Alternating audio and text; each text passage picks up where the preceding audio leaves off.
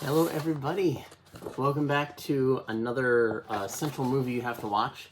This week we are going over The Treasure in Sierra Madre. The Treasure of Sierra Madre is a 1948 American Western adventure drama which is an adaptation of the 1927 novel by the same name. It's set in the 1920s, so less than 30 years after it came out. It's about three men in Mexico prospecting for gold. For some reason, that was really hard for me to say.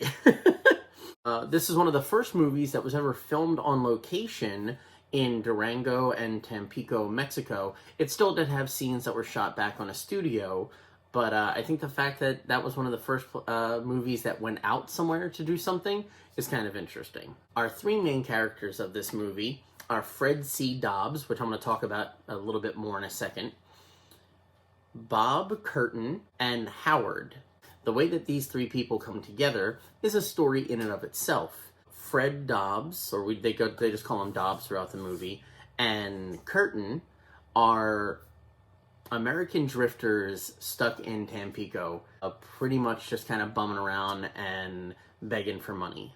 When one night they end up at a flop house, they meet an older gentleman named Howard, who tell them his stories of finding gold and striking it rich. To which Dobbs replies, well, if you've been rich, why are you in here with us? To which Dobbs replies, if you've been so rich, why are you still back here? And Howard goes on to explain what greed does to a person. How you go out looking for gold thinking, all right, if I can get $5,000, I'll be happy. And then when you reach your goal of $5,000, it becomes $10,000, then $25,000, then $50,000. Then you start taking your money from what you made on one dig to go and fund another dig. So all the money you have, you don't really get to enjoy and spend.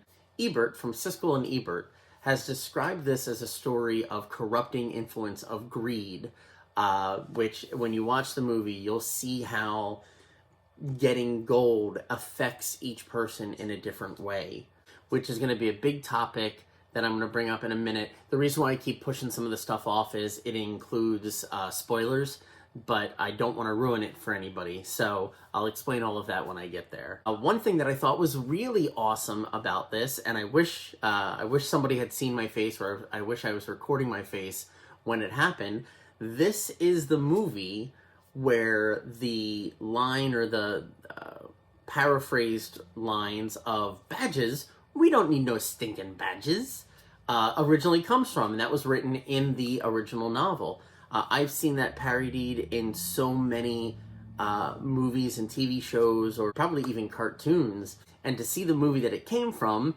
I thought was kind of cool. Now, as to whether or not I enjoyed this movie as a whole, I'm really on the fence. The reason why I say that is I don't really connect with the Western gold prospecting 1920s characters, but maybe I can relate to the greed aspect, where every time you make a little bit of money, you want to make more money, and seeing how that has definitely changed people around me. And to be perfectly honest, I'm sure it's changed myself as well. To see it play on screen, you start noticing who you identify more with, or maybe the comparisons of people you've seen gone down a certain path. I am glad that I watched this. I will probably watch this again at some time, but I don't know when.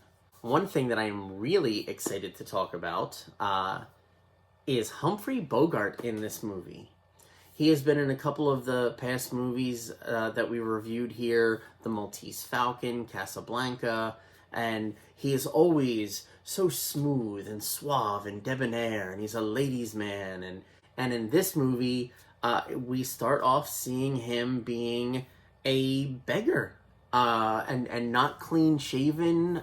He's not a good person in this. He's not the person that you look up to. There's no love interest. I think he's only clean shaven once in the movie for a very small period of time. There's even a rumor I heard that Humphrey Bogart ran into a critic at a club one night, to which he said to the critic, wait until you see me in my next picture. I play the worst shit you ever saw. And he is absolutely correct. I was not on Dobbs's side for almost any of this movie, to be honest, which was a nice change of pace. I really liked that. Before I begin on the next part of this video, I want to thank everybody again for taking time out of your day to watch me rant about a movie. A very special thanks to my Patreon followers, whose names are going to pop up at the end of this. I wanted to thank them now before anybody left before the spoilers, so this way they got the recognition they do deserve. If you want more information on joining the Patreon, the link will be down below, and I thank you in advance for even considering it. And now we're getting to the juicy part. So there are spoilers here. If you want to watch this movie and not have some things ruined, this is where you would stop watching, and then come back after you watch the movie and let me know what you think. And if that's the case, enjoy the movie. Talk to you soon. For those of you that have already seen this or just want to hear my take on it, these are my thoughts on the second part of it, including some spoilers. These three gentlemen, Dobbs, Curtin, and Howard, really do find gold in the mountains. And the value of what they're finding is building and building and building until they get to about $35,000 a piece.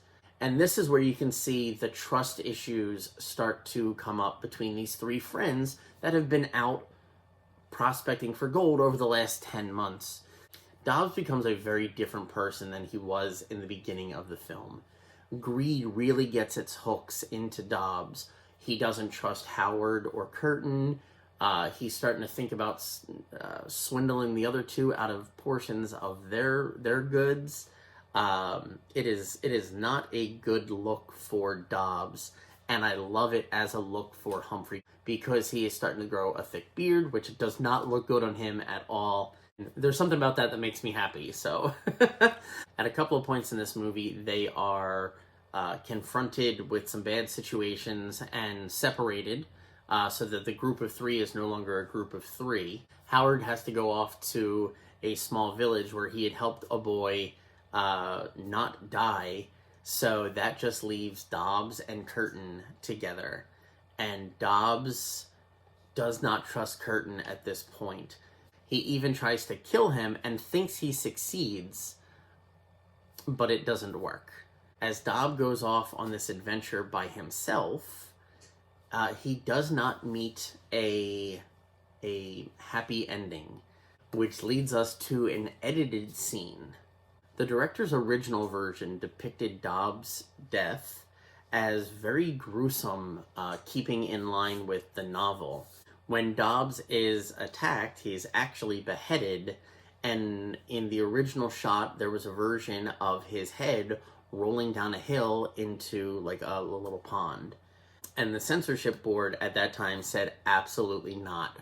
The reason why I like this, or the reason that I bring it up, is Bogart's reaction to this scene being cut from the movie. He was very disappointed in it, and his quote was, "What's wrong with showing a guy's head getting cut off?"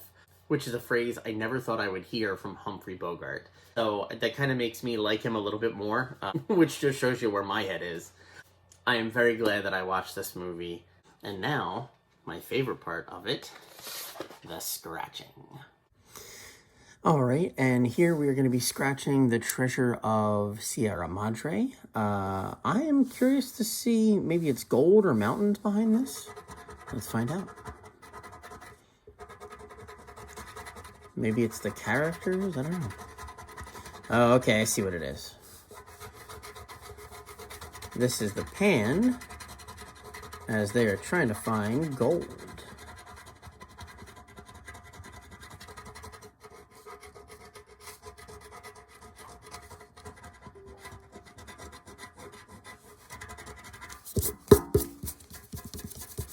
See a lot of silver shavings here.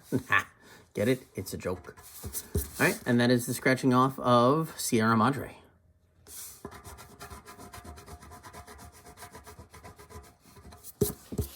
So there you have it. We have scratched off the treasure of Sierra Madre. Next week, we're going to be going over Sunset Boulevard, which is another one of the movies that I've heard of but haven't seen. So I'm curious to check that out. Comment below and let me know if you've already watched Treasure of Sierra Madre, or if you plan on it, let me know, and we can talk a little bit about it afterwards. I want to again thank everybody for taking time out to watch this. Make sure you hit the buttons, the like, subscribe, follow, all that fun stuff. Let your other movie-loving friends know about me and about this channel.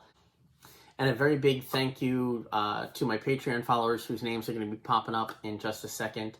I always point to a corner and then it's the whole screen when the picture comes up. But thank you guys very much. It means a lot. I hope you guys are enjoying the Monday movie reviews, which is a Patreon exclusive for a certain tier. It means so much that you guys have my back and that you're watching this video and enjoying everything. Until then, I will catch you next Tuesday. Later days, everybody.